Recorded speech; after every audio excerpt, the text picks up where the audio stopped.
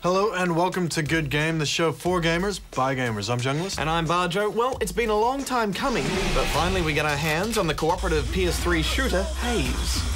From the makers of Colin McRae Dirt comes Racedriver Grid. It's moving the racing action from off-road onto the track.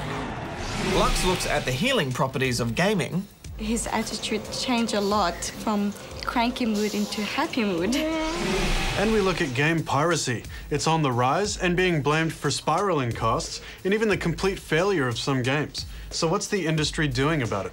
And we take a look at the games coming out during the break. Break? Yeah, man, I gotta get some sleep before I go to E3. Oh, can you feed my cat, Misty? There is no way I'm going near your freaky one-eyed cat. I want to go to E3 too. Well, I tried to get you an invite, dude, but they have this new rule about facial hair and... Sigh. Anyway, retro game. Guess it, go!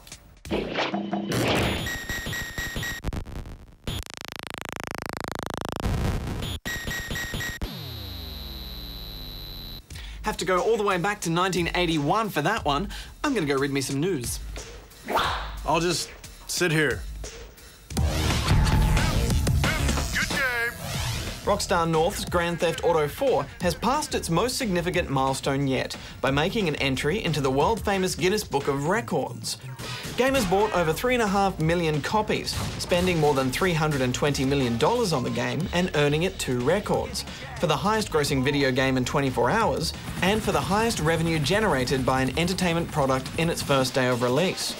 According to the book, this makes GTA 4 the most profitable entertainment launch of all time. Creator of the Ninja Gaiden series, Tomonobu Itagaki, has shocked the gaming world with the announcement that Ninja Gaiden 2 may be the last game in the series. Speaking with blog news site Kotaku, Itagaki stated that he felt he had accomplished everything he had aimed for with Ninja Gaiden 2, and that he's not planning to make any more games in the series, and that he hopes that fans of the series will treat the sequel as the franchise's swan song. When asked what he would like to do instead of the Ninja Gaiden series, Itagaki revealed that he would like to make a game set in World War II. Ninja Gaiden 2 is due out in early June. Good game! Colin McRae's Dirt was a really great game. It combined simple, fast fun with rally racing realism. Now, Codemasters are gearing up for their next title, Racedriver Grid, and the two have more in common than 4 capital letters. Grid is using an evolved version of their new racing engine, bringing the action from the dirt track to the street.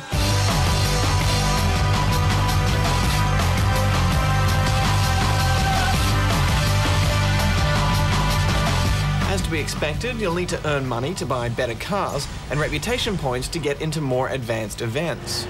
Making it harder on yourself will earn you more reputation points. You can turn off driver assists, stick to one camera view, and even just drive manually. Pretty soon sponsors are going to want to give you money and you're going to want to take it, but they often come with conditions such as a podium position or beating a rival team. We found it easy enough to set up with the racing wheel, and needless to say, the graphics are top-notch. In fact, the only thing better than admiring these beautifully rendered cars is smashing them up.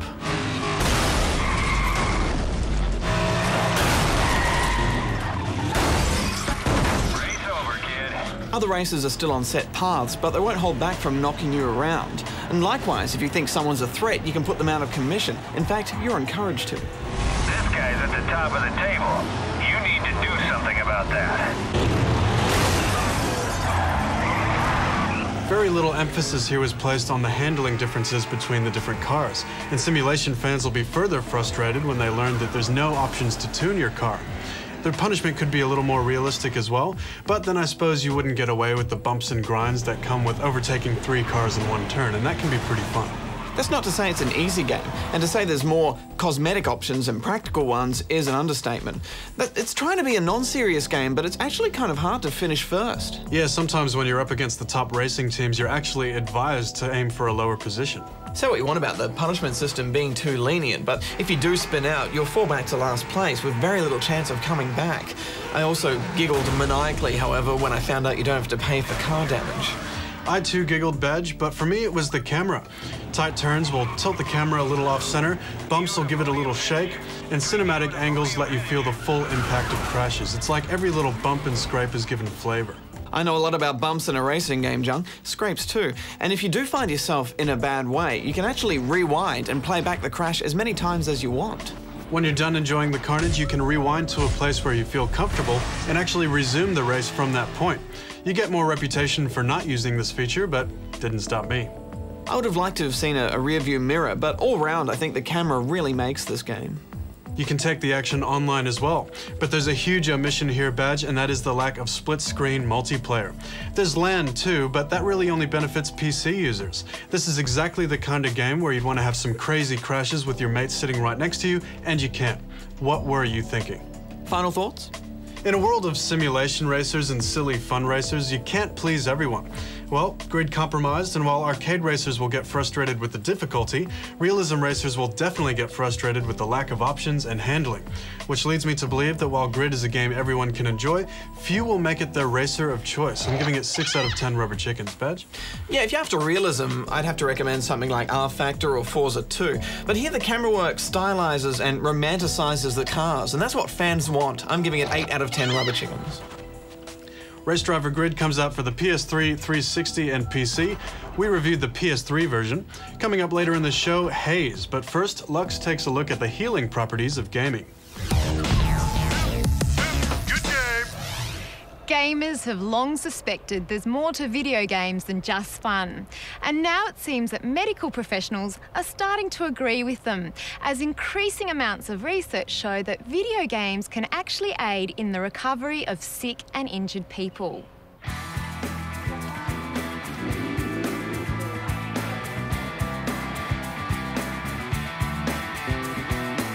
For children who are in hospital recovering from either surgery or treatment or here for medical reasons, that games provide an opportunity for them to have some time out, an opportunity for them to be able to engage in an activity that's purposeful to them and to have control over something in their environment. You ready? Adam has a diagnosis of transverse myelitis, which is an infection of the spinal cord which has impacted on his ability to be able to use his arms and his legs, and that's why he's reliant on a ventilator in order to breathe. Adam relies a lot on his head and his neck in order to move. He has very limited movements of his arms, so we've had to find activities that he's able to do by using his head and his neck. And so one of those is obviously him being able to use the mouse stick, but Adam actually taught himself how to use the controller in order to play video games. I talk. And you can talk, yes. One day I came in after, I think I was on holidays, wasn't I? Yeah, I did. Yep, and you were sitting... I came back and you said, I've got a surprise for you. And he was sitting up in his wheelchair using the controller with his mouse stick. And what's your favourite game? Boxing. The boxing one? Yeah. And you like the WWE? Plays WWF. Ah, yeah, the old school. Mouse stick is about learning. You do a lot of things with a mouse stick. Where I can type. Write sometimes. Play with it. So that I can press the buttons. What did you do before the mouse stick? Before? Not a whole lot. No. So it's changed your life pretty much. Yeah, it's got everything good. Yeah. I can play. Well,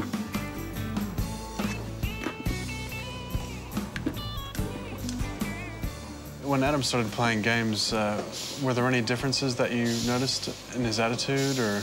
Oh, definitely. His attitude changed a lot from cranky mood into happy mood. He can, I guess he can express himself better. Oh. We use games with Adam as motivation. So today, for example, he's standing on his standing frame, which is his tilt table, which is a really important activity for him. It's not something for your legs, yep, and it's not something that he particularly enjoys, but he has to do it every day. So now the reward is, while he's standing, he gets to play his games. Okay. So now he wants to stand all the time, yeah? Yes. It's certainly easier to motivate him. Do you have anything you'd like to say to a game developer? What would be really good for you and Adam? I mean, I guess for children who have physical limitations, that we're always looking for ways that they're able to participate in age-appropriate fun activities and play. And so in terms of games, things that have got easy access, different ways of using controls. Some children use eye gaze in order to communicate. So things that operate on either eye blink or eye gaze would be fantastic things to have available. The Starlight Foundation has rooms set up in children's hospitals across the country and is a fantastic example of how video games used in their most basic form can achieve a really positive result. The whole idea of Starlight is to distract the kids from their pain, and the games have just been such a successful way of doing that. Whoa! A twist! Oh. Everything else is just totally forgotten, and it's really difficult, I think, for the kids to do that in many other ways within the hospital. There's not a lot of other opportunity to totally forget about all of those sort of things. Oh no, you've almost got me down. Oh, you're too good. No. As you can see, games certainly act as a diversional therapy. Virtual reality and immersion therapy takes this to another level. Snow World is an interactive virtual reality video game being used at Loyola University Hospital in the US. Snow World eases the pain of burns patients during treatment by immersing them in a deep, wintry freeze. Patients are distracted from the pain of their injuries because they're put into an environment which involves problem-solving activities that emphasise coolness.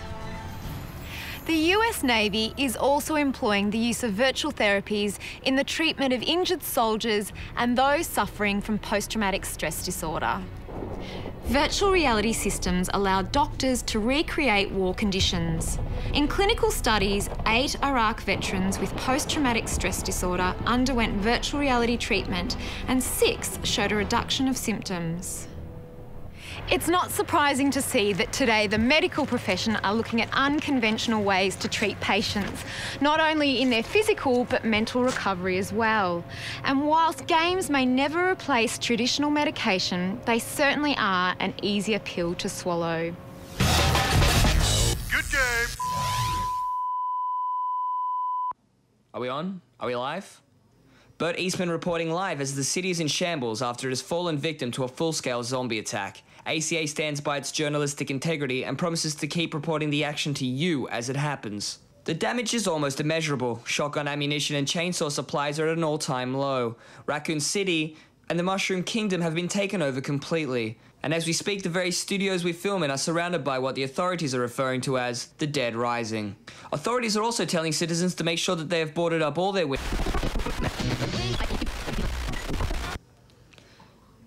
I've just received word that the zombies have broken through the studio's defenses. We've just received words that the zombies have breached Studio A. We're now going to cut over to their camera feeds to see just what's happening. Tonight, I'm going to eat your brain! Truly, a horrific scene. We've been assured that our studio security has been beefed up to stave off the zombies, so we continue to bring you this. Whoa, whoa, whoa. Get those lights back on. We'll cut the camera too. I don't care. All right. Are we on? Are we live? How's my hair?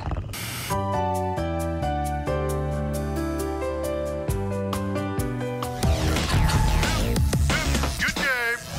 It's no secret that Good Game loves pirates, but these days, piracy isn't all swashbuckling adventure on the high seas.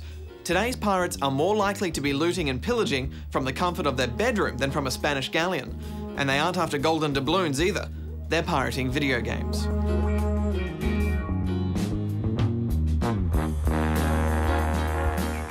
Game piracy's been around for as long as video games have been around. It started with the audio cassette in the old days with the Amstrads, and it still exists today.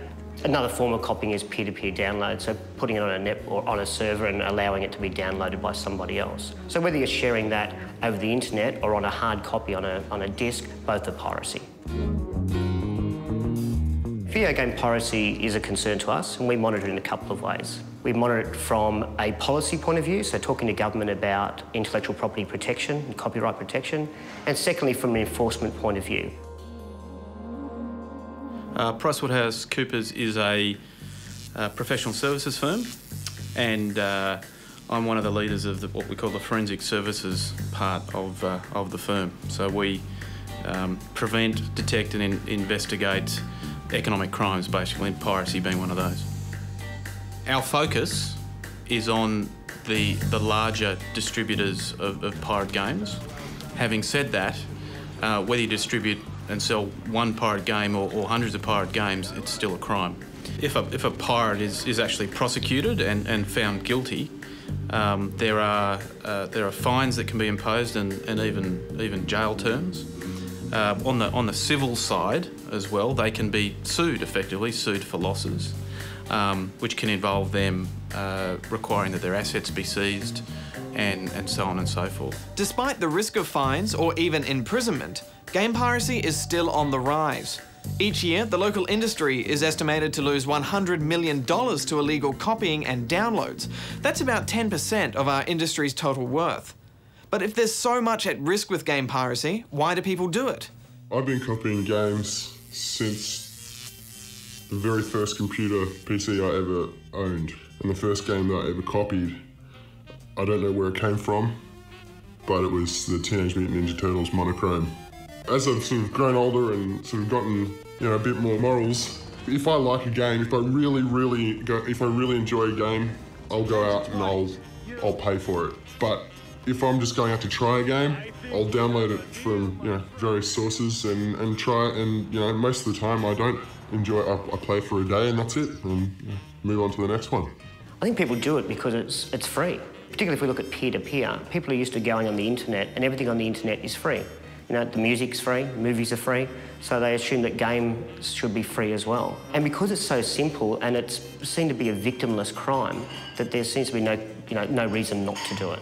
Games piracy is not a victimless crime. When you sort of analyse who's actually losing when it comes to games piracy, you can start with the retailers, and in particular, interestingly enough, it's the smaller retailers. Then it goes to the games developers, and there's plenty of good Australian games developers as well, who aren't getting the return on the investment that they've put into actually making a good game. 2K Australia are among our most talented and successful local games developers, but even with chart-topping games like Bioshock under their belts, they're still feeling the effects of piracy. There was this great experience we had when we released a game called Freedom Force vs. Third Reich, and on the forums this guy posted, "Great game, guys, great game. I just downloaded it." It's and we were kind of laughing about it because that's all you can do, and it hurts. It really hurts us because our ability to continue to make new and different and exciting games is directly underpinned by the commercial realities of the business.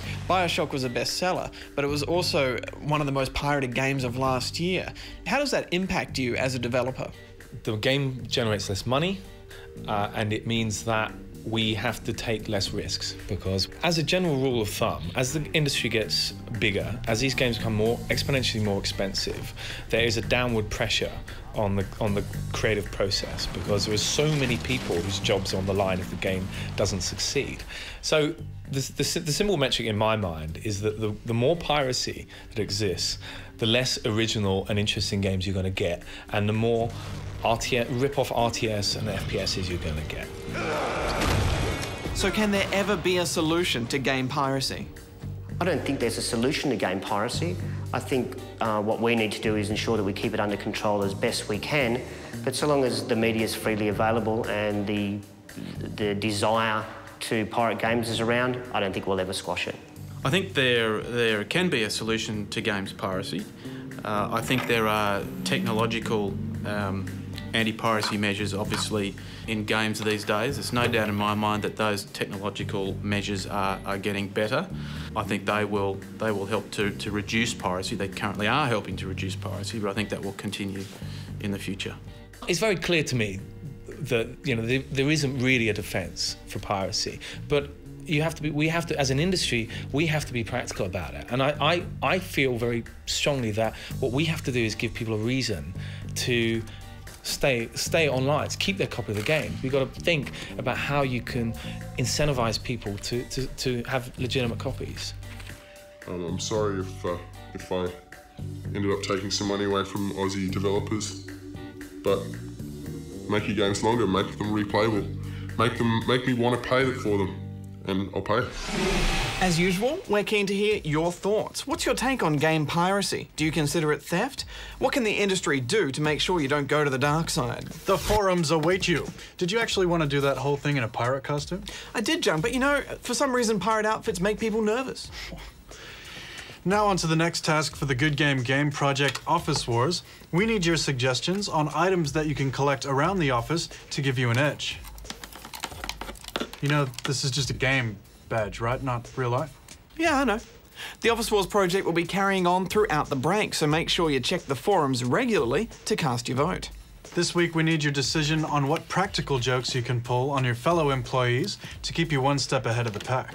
And when we return in August, we'll be following Zach, the winner of our first mentorship, as he starts to begin his work on Office Wars. Don't forget, there's also gaming goodies up for grabs and a second mentorship. If you've ever wanted to dress like a bee with a shotgun, your time has come in the split-screen cooperative shooter for the PlayStation 3, Haze. You are the super soldier Shane Carpenter, and your mission is to take out Skin Coat, an enemy of the military that wears the skins of his captives, or so you're told. You find out pretty quick that being a super soldier isn't all it's cracked up to be. You've been lied to, and the drugs you're taking to increase your performance are actually altering your perception of right and wrong. It's an interesting story, if a tad weird. As a super soldier, you have the ability to infuse yourself with nectar, a drug that increases your resilience, accuracy, and has some pretty cool visual effects. Of course, you can't take any drugs in a game without it creating some sort of controversy, but it's hardly glorified here. In fact, you figure out pretty quick that it's a pretty bad thing to do. And it's about this time when you start to get sick of killing the same dudes over and over with weapons that you've seen 50 million times before. Also, you start to get sick of needing to use the drug. So it's a welcome change when you split from the B Army and you join the Rebel Alliance. In fact, hazing was a term used in the Vietnam War to describe turning against your own officers. Now, this may sound a bit like a spoiler, but the majority of the game is played as the Rebel. And this is a good thing because the Rebel is more fun. And the best part about the game is being able to disarm your enemy and shoot them with their own weapon. Agreed, Veg, but you can't actually do that much, seeing as you have to be right in the enemy's face to execute the maneuver, and they can take you out pretty quick if you get in close. Now, is it just me, Veg, or did this whole game seem pretty repetitive to you? Yeah, as a Rebel, it's pretty much move, shoot, pick up ammo, feign death, pull a lever, and you just do this over and over again. So from a game design point of view, it's pretty uninspired.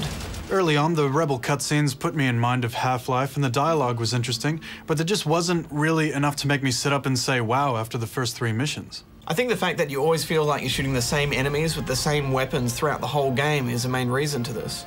You've got a simple compass and flares mark your path, but you start to wonder who put those flares there for you.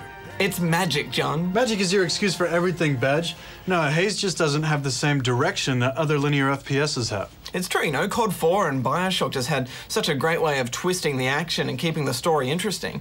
And the hook with Haze is that you need to take these drugs to give yourself an enhanced ability. Well, Bioshock had that too. Yeah, true, so not even that's really that original, and in the end, it's not that much fun anyway. On the upside, you can do this in 2-player co-op, 4-player online, and you can jump in at any time, which is a great feature.